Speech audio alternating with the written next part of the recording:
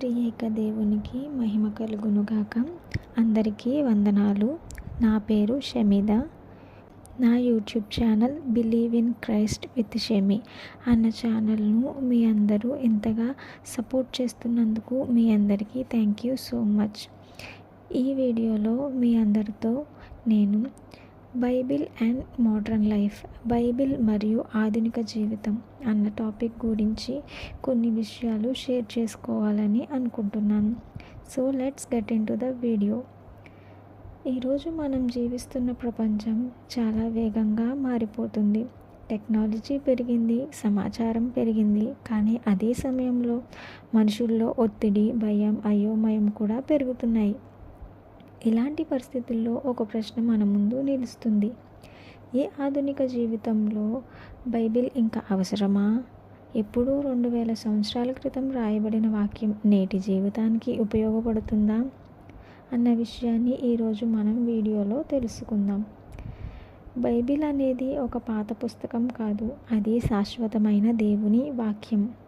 కాలం మారినా, తరాలు మారినా, మనుషుల హృదయాలు మాత్రం మారలేదు. అందుకే బైబిల్ ఇచ్చే సమాధానాలు నేటికి వర్తిస్తాయి. దేవుని వాక్యం ఇలా సెలవిస్తుంది ఏంటంటే, రోమా పత్రిక 12వ అధ్యాయం 2వ వచనం,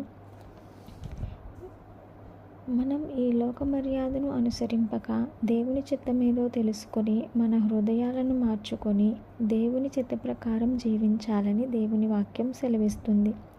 ఈ వచనం అనేది నేటి మన ఆధునిక జీవితానికి ఒక హెచ్చరిక లాంటిది. ఎందుకంటే నేటి ప్రపంచం మనల్ని తనలా మార్చాలని చూస్తుంది. కానీ మనం దేవుని పిల్లలం కావాలంటే నేటి ప్రపంచానికి వేరుగా, నేటి ప్రపంచానికి దూరంగా జీవించాలని దేవుని వాక్యం మనతో సెలవిస్తుంది.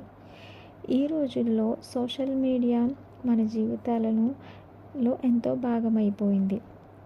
చాలామంది సోషల్ మీడియాలోనే జీవిస్తున్నారు. చాలామంది యూట్యూబ్లో, ఇన్స్టాగ్రామ్లో, ఫేస్బుక్లో లైక్స్ కోసం జీవిస్తున్నారు. వ్యూస్ కోసం తమ విలువలను కోల్పోతున్నారు. ఇతరులతో కంపేర్ చేసుకొని చాలా నిరుత్సాహంతో, నిరాశలో జీవిస్తున్నారు. కానీ బైబిల్ ఏం చెప్తుంది? మనం ఒకసారి ఆలోచన చేస్తే గలతీయులకు రాసిన పత్రిక 1వ అధ్యాయం 10వ వచనంలో, నేటి సమాజంలో మనం మనుషుల కోసం, వారి మెప్పు కోసం జీవిస్తున్నాం. కానీ మనం మనుషుల దయను సంపాదించుకుంటే, వారిని సంతోషపెడితే దేవుని సంతోషపెట్టడం మర్చిపోతాం. అప్పుడు మనం దేవుని వారము కాలేము. మన విలువ లైక్స్లో లేదు, మన గుర్తింపు ఫాలోవర్స్లోనూ లేదు. మన అసలైన గుర్తింపు క్రీస్తులో ఉంది అని మనం ఆలోచన చేయాలి. సోషల్ మీడియా మనం వాడటం తప్పేమీ కాదు, కానీ సోషల్ మీడియా మన జీవితాలను నియంత్రించకూడదు. దేవుడే మన జీవితాన్ని నడిపించాలి. దేవుడు మన జీవితాన్ని నడిపించాలంటే మనం లోకానికి కాదు, దేవుణ్ణే సంతోషపెట్టాలి. నేటి ప్రపంచంలో కెరియర్ అంటే మనీ అని అంటారు. మనీ ఉంటే అన్నీ ఉన్నట్టే. సక్సెస్ అంటే మనీ అని కూడా కొంతమంది అంటున్నారు.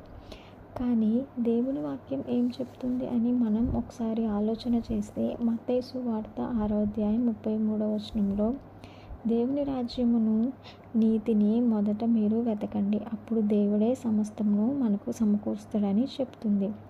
సో డబ్బు సంపాదించడం ఏమీ తప్పు కాదు, ఉద్యోగం చేయడం కూడా తప్పేమీ కాదు. కానీ డబ్బుకి మనం దేవుని ప్లేస్ ఎప్పుడూ ఇవ్వకూడదు. మనం అలా డబ్బుకి దేవుని ప్లేస్ ఇచ్చామంటే అది మన ఆత్మను నాశనం చేస్తుంది.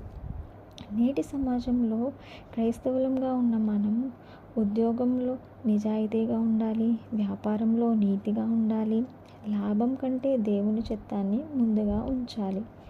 దేవునితో జీవించడం అంటే చర్చికి వెళ్ళినప్పుడు మాత్రమే కాదు, మన ప్రతిరోజు మన జీవితంలో, మన నడవడికలో క్రీస్తు ప్రతిబింబించేలే మనం జీవించాలి. అది ఇంట్లో అయినా సరే, ఆఫీస్లో అయినా సరే, స్కూల్లో, కాలేజ్లో అయినా సరే, మనం ఏ ప్లేస్లో ఉన్నప్పటికీ మనం ఒక క్రీస్తుని నమ్మేవారముగా, క్రీస్తు విశ్వాసిగా జీవించడం మనం నేర్చుకోవాలి. దేవుని వాక్యం ఇలా సెలవిస్తుంది ఏంటంటే, మత్తయి సువార్త 5వ అధ్యాయం 14వ వచనంలో, మనము లోకమునకు వెలుగై ఉన్నామని దేవుడు సెలవిస్తున్నాడు. మనం అంధకారంలో ఉన్న ప్రపంచానికి మన జీవితం అనేది ఒక వెలుగులా ఉండాలి. మన మాటలు ఇతరుల జీవితాల్లో ఆశను ఇవ్వాలి. మనం చెప్పే ప్రతి మాట దేవుని వాక్యంలో ఉండాలి. అలాగే మన ప్రవర్తన, మన ప్రేమను కూడా మన మాటలు చూపించగలగాలి.